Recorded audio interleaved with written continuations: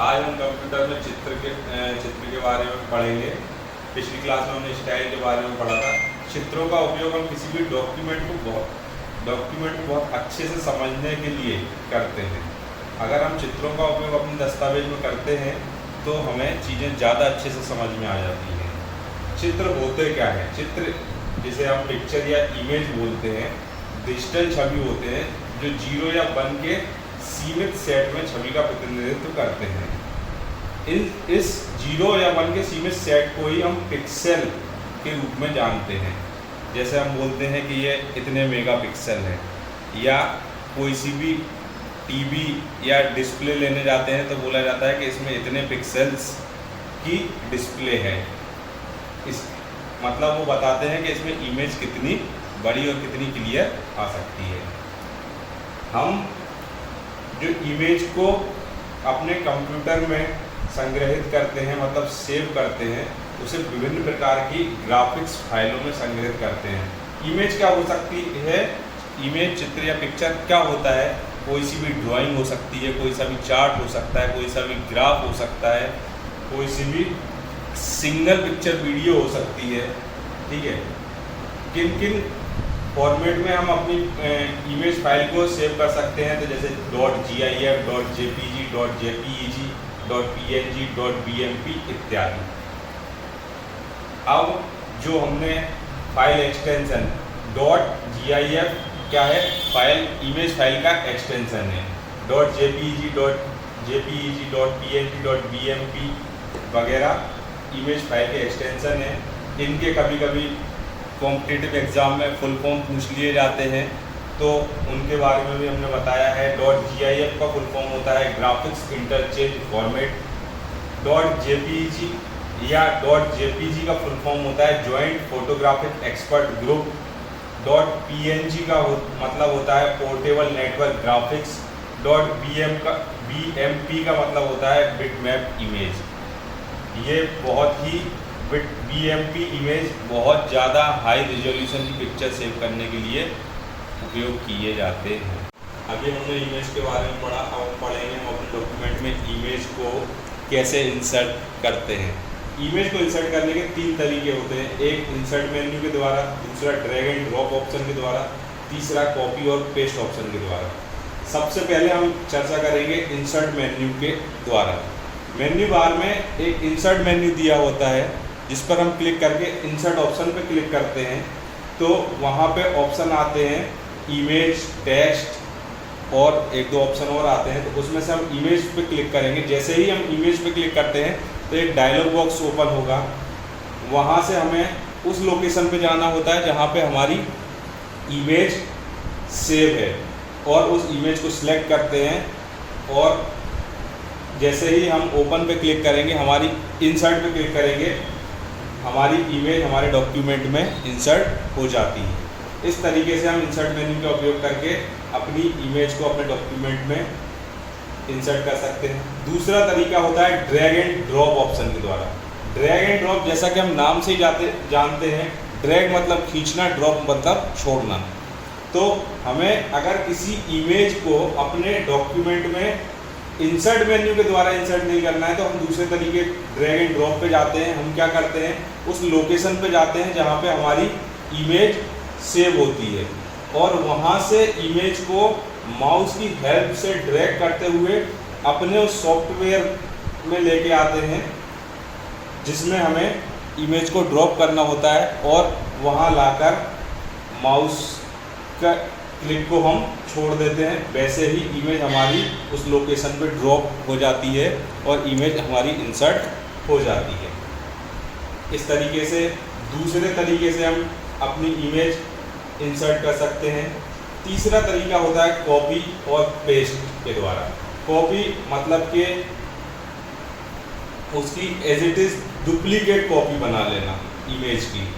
तो हम क्या करते हैं, इमेज जहाँ पे हमारी सेव होती है वहाँ पे जाके उस पर राइट क्लिक करते हैं, माउस के द्वारा राइट क्लिक करते हैं तो उसके ऑप्शन खुलते हैं जिसमें एक ऑप्शन आता है कॉपी का। कॉपी पे क्लिक करेंगे, इमेज हमारी कॉपी हो जाएगी। उसके बाद हम अपने सॉफ्टवेयर में जाएंगे उस लोकेशन पर जिसमें हमें इमेज पेस्ट करनी है, वहाँ पर जाकर राइट क्लिक करेंगे, फिर से ऑप्शन आएंगे, एक मेन्यू लिस्ट खुलेगी जिसमें पेस्ट का ऑप्शन आ जाएगा। पेस्ट पे क्लिक करेंगे तो हमारी इमेज इंसर्ट हो जाती है।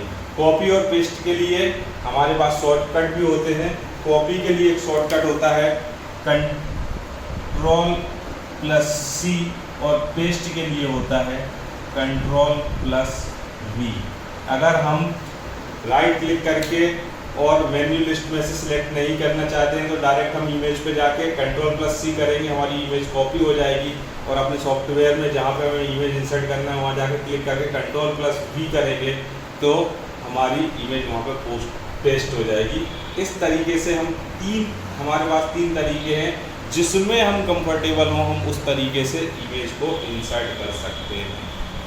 इमेज इंसर्शन के बाद हम आते हैं एक ऐसे टॉपिक पर जिसमें सबसे ज़्यादा कन्फ्यूजन रहता है, इमेज रिसाइजिंग और इमेज क्रॉपिंग, जिसको हम रिसाइज और क्रॉप बोलते हैं।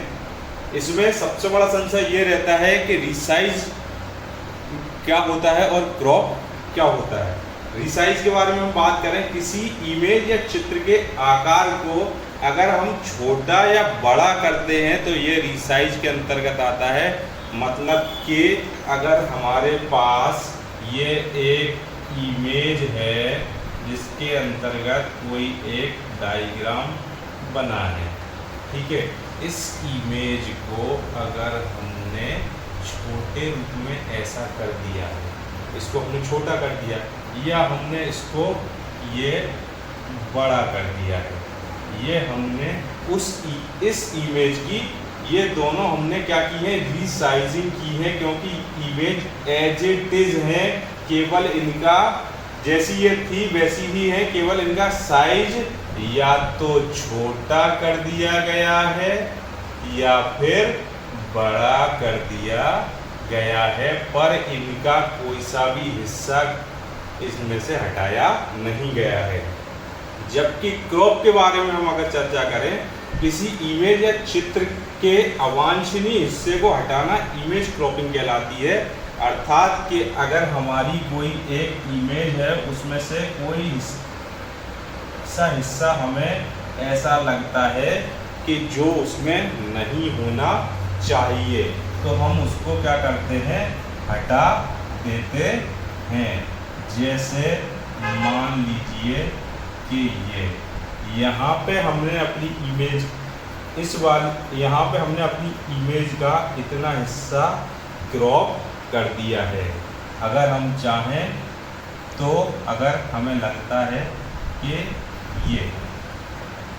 ये हमने अपना ये सब क्रॉपिंग के अंतर्गत आता है, इसमें हमने अपनी इमेज का इतना हिस्सा क्रॉप कर दिया। तो क्रॉपिंग और रिसाइजिंग में सीधा एक अंतर है कि क्रॉपिंग में हम इमेज के अवांछनीय हिस्से को हटा देते हैं, इसलिए उसका आकार छोटा हो जाता है, ठीक है। जबकि रिसाइजिंग में इमेज पूरी बनी रहती है, उसके केवल साइज को हम छोटा या बड़ा करते हैं।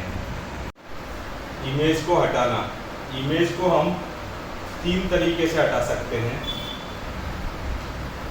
पहला कीबोर्ड की डिलीट की द्वारा, दूसरा बैक स्पेस के द्वारा, तीसरा कट के द्वारा। जो हमारी इमेज हमने इंसर्ट कर रखी है, सबसे पहले तो हम उस पर जाके क्लिक करते हैं, जिससे क्या होता है कि हमारी इमेज जो है वो सिलेक्ट हो जाती है। अब अगर हमें उसको डिलीट करना है तो सिलेक्ट की हुई इमेज के लिए को डिलीट करने के लिए हम कीबोर्ड में डिलीट की दी होती है, उसको एक बार प्रेस करेंगे और हमारी इमेज डिलीट हो जाएगी। इस तरीके से हम कीबोर्ड की हेल्प से डिलीट की का उपयोग करके अपनी इमेज को हटा सकते हैं। दूसरा तरीका, फिर से कीबोर्ड में एक बैक स्पेस की दी होती है, उसका उपयोग करके भी हम अपनी इमेज को हटा सकते हैं। कैसे हटाएंगे, माउस से हम अपनी इमेज पे क्लिक करेंगे जिससे इमेज सेलेक्ट हो जाती है, और बैक स्पेस कीबोर्ड की मदद से बैक स्पेस की प्रेस करते हैं, जिससे क्या होता है, इमेज डिलीट हो जाती है।